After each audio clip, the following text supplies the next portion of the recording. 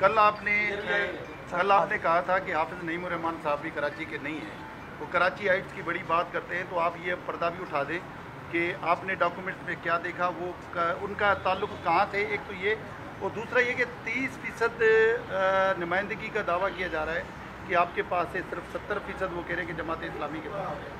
तो मेयर उनका बनना चाहिए, आप उनका हक क्यों नहीं तस्लीम करते, और लोगों को अगवा क्यों किया हुआ है पुलिस के हाथों, और इस तरह से कुछ बताएं। अच्छा, मैंने कतई तौर पर ये नहीं कहा कि हाफिज़ नईम उर रहमान साहब कराची के नहीं है। मैंने कहा कि मुझे 6 महीने पहले किसी दोस्त ने ये कहा कि NED से कागजात चेक करा लो, उससे पता चल जाएगा कि क्या नईम उर रहमान साहब कराची शहर के हैं या नहीं हैं।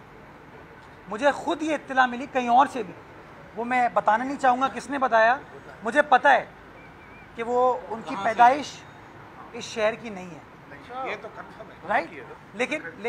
लेकिन मैं गुजारिश ये करना चाह रहा हूँ, मैंने कोई बुरी चीज़ नहीं है ये, मैं ये कह रहा हूँ कि वो दूसरों के ऊपर जो इल्ज़ाम लगा रहे हैं ना, ये गलत है कि किसी की औताक है, कोई बाहर से आ गया, कोई कब्ज़ा करने की कोशिश कर रहा है।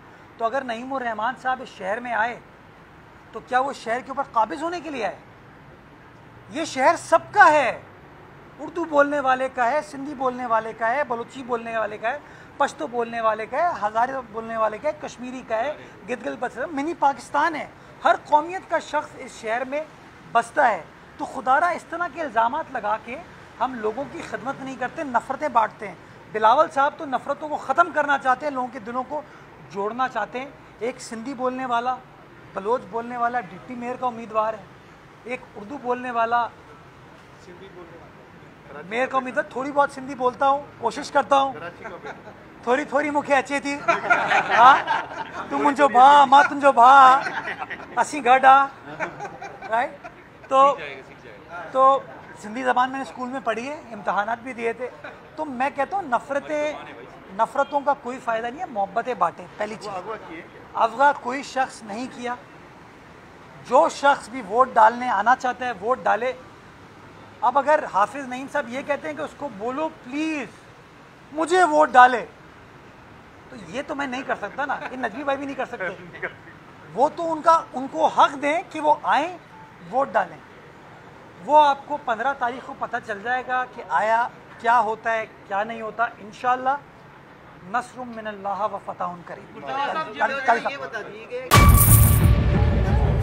बजट 2023-24 की सबसे बड़ी ट्रांसमिशन बोल एक मर्तबा फिर सबसे आगे।